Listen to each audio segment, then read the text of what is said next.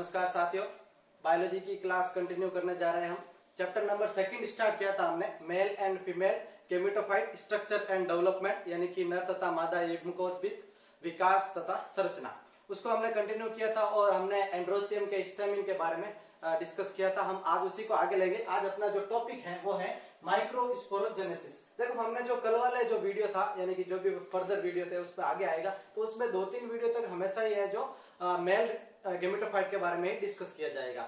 तो हमने पिछले वीडियो में पढ़ा था कि एक एपिडर्मिस की कुछ सेल्स होती है जो अपना आकार बढ़ा लेती है, जिसे हम आर्चिस्पोरियल सेल्स कहते हैं। आर्चिस्पोरियल सेल्स में परिणतिक विभाजन होता है, यानी कि पेरिक्लिनिक डिवीजन होता है। उसमें 2 कोशिकाएं बनती है, प्राइमरी पैराइटल सेल बनती है एक तो, और दूसरी बनती है प्राइमरी स्पोरोजेनस सेल।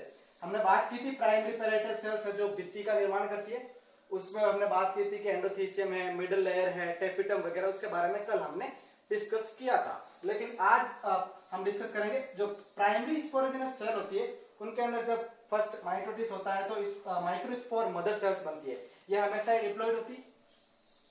जब माइक्रोस्पोर मदर सेल्स के अंदर मियोसिस होता है, अर्धसूत्री विभाजन, तो हैप्लॉइड माइक्रोस्पोर बनते हैं। तो आज हम जो पढ़ेंगे, अपना जो टॉपिक है माइक्रोस्पोरोजेनेसिस, यानी कि लघु बीजाणु जनन। यानी इसका मतलब क्या होगा कि the formation of 4 haploid microspore, यानी कि 4 अगुणित लघु बीजाणुओं का निर्माण फ्रॉम से डिप्लॉइड माइक्रोस्पोर मदर सेल, यानी कि द्विगुणित लघु बीजाणु मात्र कोशिका, यानी कि लघु बीजाणु मात्र कोशिका से 4 अगुणित लघु बीजाणुओं के निर्माण की प्रक्रिया को हम क्या बोलते हैं? माइक्रोस्पोरोजेनेसिस। यही बात हमने यहाँ की थी कल कि लघु बीजाणु मात्र कोशिका से जो क्या होती है, 2n होती है, उससे अगुणित लघु बीजाणुओं के निर्माण की क्रिया क्या कहलाती है? माइक्रोस्पोरोजेनेसिस। यानी कि इनसे ये बनने का जो प्रोसेस है, इनके बीच की जो घटनाएं होती है, उसे हम क्या बोलते हैं? माइक्रोस्पोरोजेनेसिस, लघु बीजाणु जनन। वापस मैं आपको थोड़ा रिकॉल कर लेता हूँ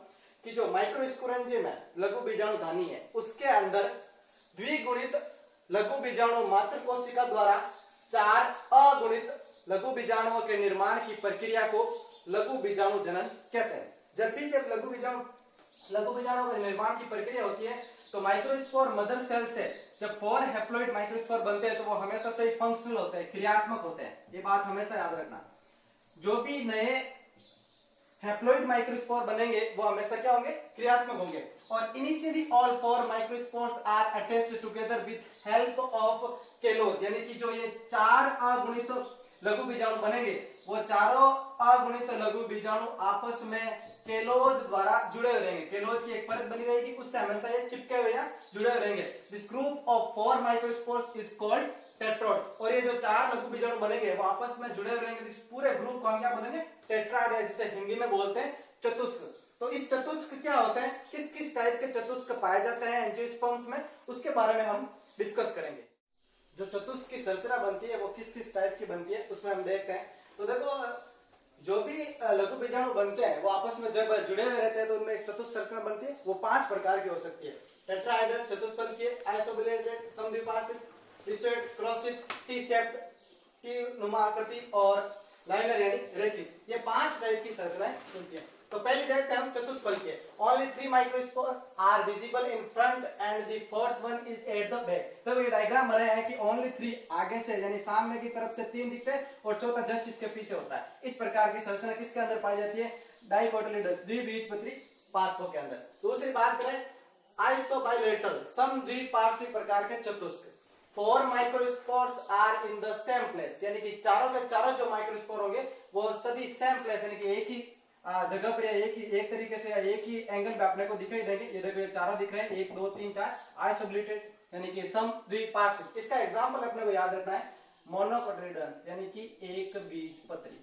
ठीक है, ये 2 प्रकार के हो गए। तीसरे की हम बात करें रिसेट की, यानी कि क्रॉसित की, तो इसमें देखो 2 microspore are at right angle with each other 2 microspore, यानी कि इसमें क्या होता है कि 2 माइक्रोस्पोर होते हैं वो राइट एंगल, यानी कि एक दूसरे के आसपास रहते हैं, यानी कि समकोण की स्थिति में रहते हैं। और दूसरे जो नीचे वाले जो 2 होते हैं वो होते हैं ऊपर से नीचे, यानी कि ऊर्ध्वाधर के नीचे, यानी कि समकोण की स्थिति कैसे बनेगी कि ये इसके पीछे की तरफ एक और रहेगा। ये 2 रहते हैं पास में इस तरफ और ये 2 रहेंगे पीछे इस तरफ, तो ये इसकी समकोण की स्थिति पर पाया जाता है। याद रखना, ये पाया जाता है मैग्नोलिया के अंदर।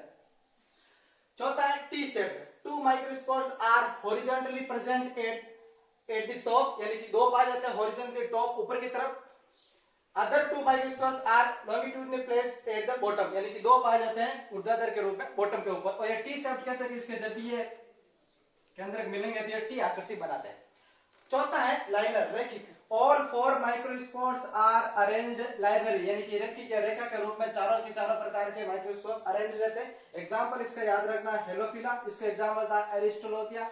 ये देखो इसमें रेखिक का डायग्राम देखो 1 2 3 4 चारों माइक्रोस्कोप है जो अरेंज है लाइनरी यानी रेखा के रूप में. आगे नेक्स्ट हम बात करेंगे इसमें.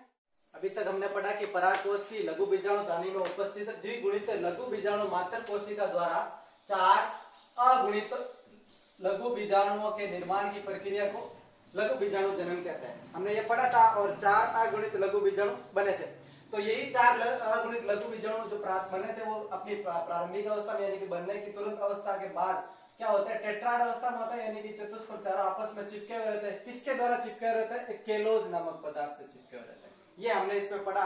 और कौन कौन से टेट्राड होते हैं, कौन कौन से टाइप्स के टेट्राड पाए जाते हैं उनके बारे में भी हमने देखा. अब हम देखेंगे कि जो 4 अगुणित माइक्रोस्पोर होते हैं यानी कि 4 अगुणित जो लघु बीजाणु होते हैं जो केलोज नामक परत से आपस में जुड़े रहते हैं, वो केलोज नामक परत केलेज नामक एंजाइम द्वारा क्या हो जाती है? डीजनरेट यानी कि टूट जाती है या विघटित हो जाती है. डीजनरेट होने से क्या होता है कि जो चारों अगुणित माइक्रोस्पोर्स थे वो चारों अलग अलग यानी सेपरेट हो जाते हैं. Microspores separate each other and become spherical. और चारों जो अगुणित लघु बीजाणु थे वो सेपरेट हो जाते हैं, अलग अलग हो जाते हैं, बिकम स्फेरिकल यानी कि गोलाकार संरचना के रूप में. और इन्हीं गोलाकार संरचना के रूप में अलग अलग होने के बाद इन लघु बीजाणुओं को हम क्या बोलते हैं? पोलन ग्रेन्स या परागकण कहते हैं. क्या कहते हैं? परागकण. तो इसको वापस देखते हैं कि जब माइक्रोस्पोर अगुणित अवस्था में थे, टेट्राड अवस्था में चारों माइक्रोस्पोर चिपके हुए थे. किससे? केलेज नामक पदार्थ से.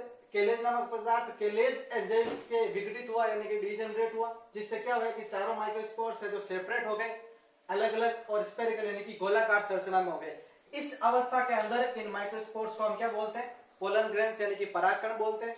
और ये परागकण क्या होते हैं? फ्रीली डिस्ट्रीब्यूटेड इन पोलन सेक. और ये फ्रीली यानी कि अलग फ्रीली यानी कि मुक्त रूप से डिस्ट्रीब्यूटेड यानी कि बिखरे हुए रहते हैं इन पोलन सेक यानी कि परागकोश के अंदर.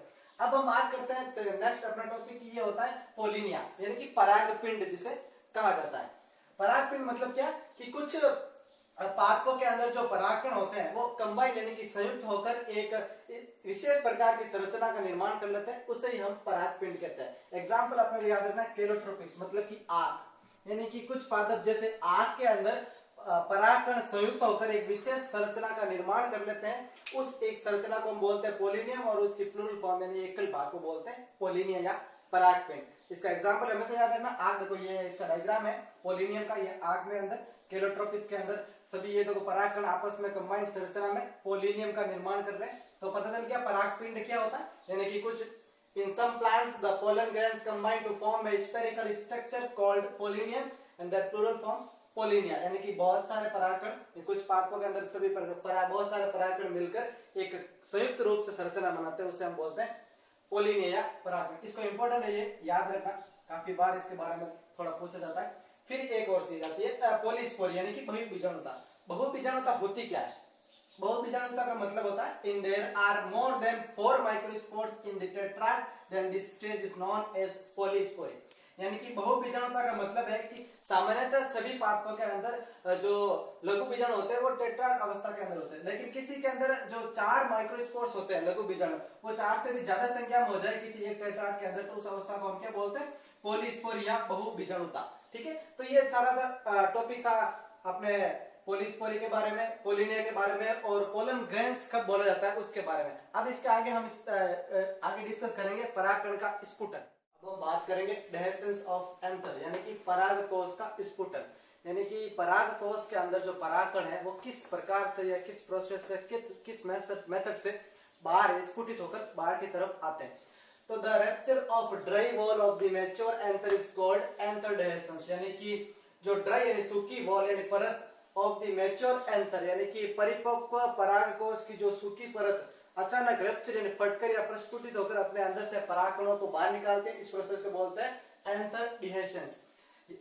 नेक्स्ट पार्ट है stomium cell of endothecium play a vital role in the process. अब देखो एक वर्ड आया है एंडोथीसियम, इसके बारे में हमने कर लिया, आपने जो भी प्रीवियस वीडियो है इसके बारे में डिटेल से डिस्कस किया था। हमने पढ़ा था कि ये है जो एपिडर्मिस के जस्ट नीचे सिंगल सेल्स की एक लेयर होती है, इसके अंदर अल्फा सेल्यूलोज की यू शेप्ड रेशेदार पट्टियां पाई जाती है। ये रेडियली इलोंगेटेड होती है। ये पट्टियां क्या काम करती है कि हाइग्रोस्कोपिक इसका नेचर होता है, आर्द्रता ग्राही प्रकृति की होती है, और जब भी ड्राई कंडीशन होती है यानी कि शुष्क अवस्था, तो इन एंडोथीसियम की कोशिकाओं के अंदर तनाव उत्पन्न होता है, टेंशन होता है, जिसकी वजह से क्या होता है कि अचानक से परागकोश यानी कि एंतर क्या होता है, डेहेसेंस यानी कि प्रस्फुटन होता है। इसके बारे में हमने पहले भी डिटेल में डिस्कस किया था और मैंने आपको बताया भी था कि ये जो लेयर है वो परागकोश के स्फुटन में मदद करती है। फिर बात करते हैं anther dehiscence take place by following method, यानी कि जो परागकोश का स्फुटन होता है वो निम्न 4 मेथड यानी कि जो नीचे 4 मेथड दिए हुए इन मेथड में इन प्रोसेस में होता है। एक होता है ट्रांसवर्स यानी कि अनुप्रस्थ, दूसरा होता है लॉन्गिट्यूडिनल यानी कि लंबवत, तीसरा होता है पेरिसिडल यानी कि छिद्रमय, और चौथा होता है वॉल्यूलर यानी कि कपाटीय। तो एक एक के बारे में हम जनरल थोड़े से इसकी डिस्कस करते हैं। पहला देखो ट्रांसवर्स यानी कि अनुप्रस्थ। अनुप्रस्थ में क्या होगा, व्हेन डिहेसेंस ऑकर्स ट्रांसवर्सली, यानी कि जब अनुप्रस्थ रूप से किसी परागकोश का प्रस्फुटन होता है तो उस प्रकार को बोलते हैं ट्रांसवर्स। अब कैसे होता है कि मान लो ये परागकोश, इसके अंदर अनुप्रस्थ रूप से छिद्र होना या एकदम फटाक से उसके अंदर हल्का सा स्पेस आना है, झटका लगने पर फटना, जिससे क्या होता है कि इसके अंदर से परागकण है जो बाहर आ जाता है, इस प्रकार को क्या बोलते हैं, ट्रांसवर्स। दूसरा है अपन लॉन्गिट्यूडिनल या लंबवत प्रकार का। लंबवत में क्या होता है, ऑकर्स लॉन्गिट्यूडनी यानी कि ये हमेशा लंबवत रहेगा। इसका एग्जांपल देखो पहले वाले का, ट्रांसवर्स का है तुलसी, ओसिमम सेक्टम। अब देखो लॉन्गिट्यूडिनल में क्या होगा कि ये मान लो ये परागकोश है, इसके अंदर इसमें तो हो रहा था अनुप्रस्थ, इसमें होगा लंबवत, मतलब कि ऐसे प्रस्फुटित होगा, यानी कि हल्का सा ऐसी दरार बनेगी या कटाव क्षेत्र उत्पन्न होगा, जिससे क्या होगा परागकण बाहर की तरफ आएंगे। यह होता है लॉन्गिट्यूडिनल। इसका एग्जांपल है गोसिपियम यानी कपास। तीसरा आपने है छिद्रमय। नाम से ही पता चल रहा है कि छिद्रमय मतलब कि कुछ ना कुछ होल होंगे। थ्रू वन और मोर स्मॉल स्पॉट्स, यानी कि ये किसके द्वारा होता है, एक या दो या इससे भी ज्यादा हो सकते हैं, छोटे छोटे छिद्रों द्वारा होता है। एग्जाम्पल है सोलेनम नाइग्रम, मकोई जिसको बोलते हैं। कैसे होगा देखो डायग्राम में देखें आप, ये मान लो परागकोश है, इसके अंदर हल्के हल्के छिद्र हो जाएंगे, इन छिद्रों के अंदर से परागकण है जो बाहर की तरफ प्रस्फुटित हो जाएंगे। इसका एग्जाम्पल सोलेनम नाइग्रम। और चौथा है और लास्ट है कपाटीय वॉल्यूलर। एंथर डेवलप्ड 1 और 2 पार्ट्स, यानी कि पार्ट्स मतलब कि पार्ट्स कैसे बनेगा कि उसके अंदर कपाट बनेंगे। कपाट में कैसे कि वॉल्यूलर में बात करें आप, ये इसके परागकण है। अब देखो इसके अंदर कैसा हो रहा था, अनुप्रस्थ हो रहा था दोनों में, इसमें कैसा हो रहा था, लंबवत हो रहा था, इसके अंदर कैसा हो रहा था, पेरिसिडल छिद्र पर हो रहा था, छिद्र बन रहे थे। अब इसके अंदर कपाट बनेंगे। कपाट किस प्रकार के बनेंगे वो देखते हैं हम। जो कपाट है वो दोनों परागकोश की दोनों पालियों के अंदर इस प्रकार से बनेंगे। तो कपाट मतलब कि अपना दो पार्टीशन बनेगा, पार्टीशन मतलब कि ऊपर नीचे कपाट की संरचना बनेगी, जिसके अंदर से क्या होंगे, परागकण है जो प्रस्फुटित होकर बाहर आएंगे। तो ये जो था वो था डिहेसेंस ऑफ एंथर, परागकोश का स्फुटन। इसको वापस थोड़ा सा देख लेते हैं। यानी कि परागकोश का स्फुटन मतलब क्या होता है कि जो ड्राई वॉल से, यानी कि परागकोश की सूखी दीवारों से, यानी कि बात करेंगे मेच्योर परागकोश होंगे तो उसकी जो ड्राई वॉल होगी उसके अंदर से परागकणों का बाहर की तरफ उछल कर आना या प्रस्फुटित होना क्या कहलाता है, परागकोश का स्फुटन। इसमें काम कौन करता है कि एंडोथीसियम की जो सेल्स होती है, कौन सी, स्पेशली स्ट्रोमियम सेल्स, वो काम करती है। एंडोथीसियम के बारे में मैंने बताया था कि एंडोथीसियम क्या होता है, एक्टोडर्म के नीचे पाई जाती है। इसके अंदर अल्फा सेल्यूलोज की परतें बनती है, रेशेदार यू शेप्ड पट्टियां बनती है। हाइग्रोस्कोपिक इसकी प्रकृति होती है, यानी कि आर्द्रता ग्राही प्रकृति होती है, और यही आर्द्रता ग्राही प्रकृति क्या करती है, शुष्क अवस्था में इसको रप्चर करने में मदद करती है। इसके चारों के चारों जो मेथड थे, ट्रांसवर्स, लॉन्गिट्यूडिनल, पार्शियल और वॉल्यूलर, यानी कि अनुप्रस्थ, लंबवत, छिद्रमय और कपाटीय, इनके डायग्राम और एक एक एग्जांपल्स यहाँ दिए हुए। अनुप्रस्थ की बात करें तो तुलसी, लंबवत की कपास, छिद्रमय की मकोई और कपाटीय की बेरबेरीज, ये चारों प्रकार कहते हैं। नेक्स्ट हम बात करेंगे, इसके बाद हम लेंगे नर युग्मकोद्भिद मेल गेमेटोफाइट के बारे में। इस वीडियो को आप पूरा देखें और पीडीएफ के अंदर आपको लिंक मिल जाएगा, उस लिंक से आप डाउनलोड करें पीडीएफ को और नोट्स बनाते रहें और अपने दोस्तों के साथ इसको शेयर करें। Thank you.